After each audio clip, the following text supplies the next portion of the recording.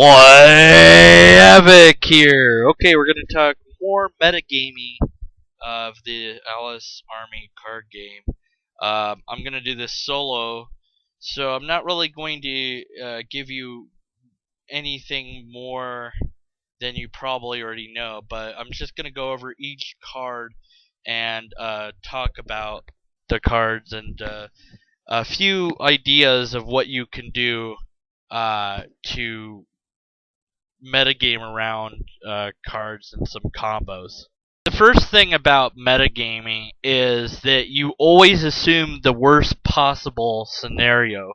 So if you're going to use the alchemist here, you always assume that he's going to do 1 damage every single round.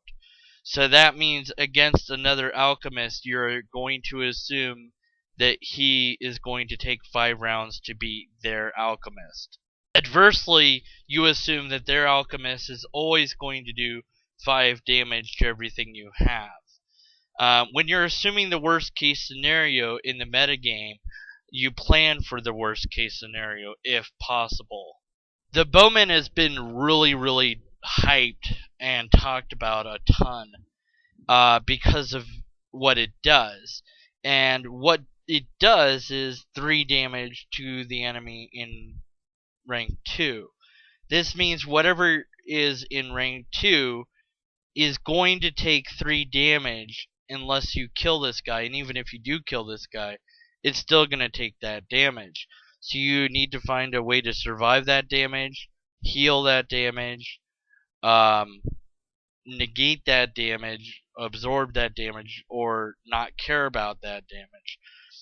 So if you know that they're playing the bowman, you need to put something in next that will not only absorb that damage, but be able to kill the bowman.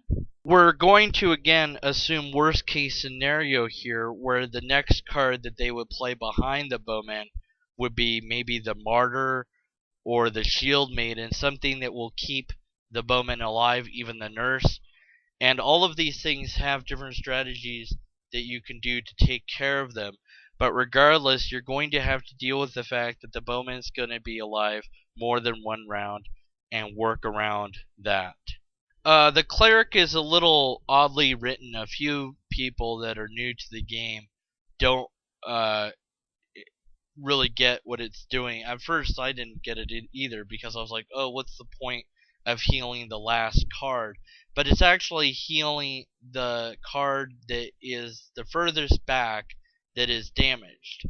So if your first card is the furthest back that is damaged, and it's still alive at the end of the round, the cleric will heal it from 1 to 2 health. Again, we're assuming the worst case scenario, so we're only counting on that it will heal 1 damage. Adversely, we're assuming that their cleric will always heal them for 2 damage, so we're going to try to play around their cleric always healing for 2, and assuming that our cleric is only going to heal for 1. It's not a good idea to put this guy too near the front. I would say 3rd rank or 4th rank is acceptable. Last rank is doable, but should be avoided due to the sniper. The coward is a very good metagame card. It allows you to essentially see what your opponent is playing and counter what they're playing. A possible counter to the coward would be a sniper, because you know that the coward is going to be last. So essentially, you know that you can take down their coward at least. The coward, if you get to him, isn't very strong. I mean, he's not totally useless, but he's not the most powerful thing. So essentially, he could be seen as dead weight. Now, you could play your own coward in rank 2, but I really don't see that as giving you back the advantage. But in some cases, it could be to your advantage to do that, so that you kind of in a sense, negate their advantage. The Darvish is a really interesting and unique card, but if we're assuming worst case scenario, yes, we are assuming that he's going to do 0 damage to the enemy in rank 2, and that he's going to do 3 damage to the friendly card behind him. Which means if we're metagaming in that sense, we are assuming that he is not going to do what we want him to do, which is 2 to 3 damage or even 1 damage to their card, and then he's going to hurt us more. So in that case, we would be using the Darvish as the last card rather than the first card. But if we're honest with our metagaming and we are leading him, then we are hoping for more damage than 0. But again, we're going to assume that he's doing 0, so we're going to put something behind him to keep him alive long enough to kill the card by his own damage and just ignore the fact that he does special damage to them. We're not going to ignore the fact that he's going to, we assume, do 3 damage to the card behind him. So we're going to put something behind him that can take that 3 damage, whether it be the Shield Maiden or the Nurse followed by the Martyr, because the Martyr will absorb the Nurse's damage, and then the Nurse can heal the Martyr.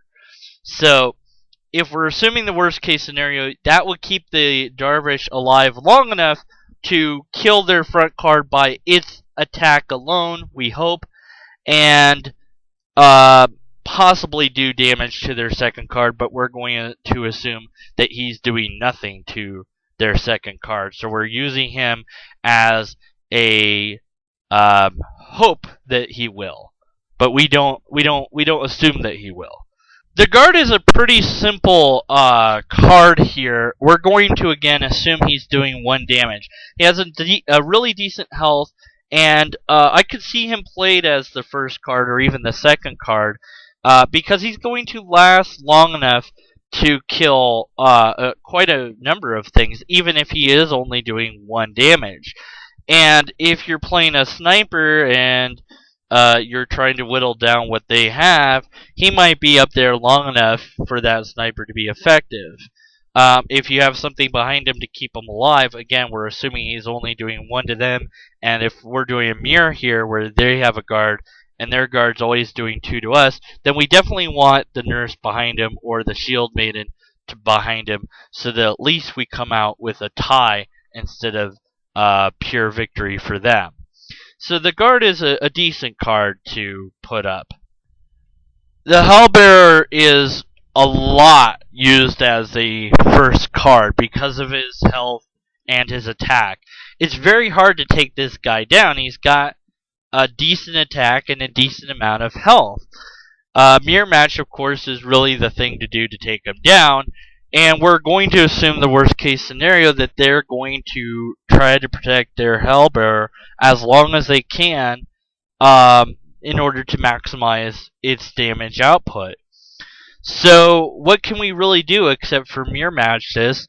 I think that we would probably mirror match it. We would want to put things behind our Hellbearer that would keep ours alive longer or do more damage in the long run to theirs. Stop! Hammer time! Okay, so the Hammerman is the counter to the wall, but not just that. The Hammerman can take down things relatively quickly. The Hammerman might actually be your answer to their Hellbearer. He will do half their health, so he'll do 2 damage, and they'll die. Remember, they're doing 4 damage, so you'll die. So you'll want to absorb it, negate it, heal it, do something that will keep him alive a little bit longer so that he can keep hammering away at your opponents.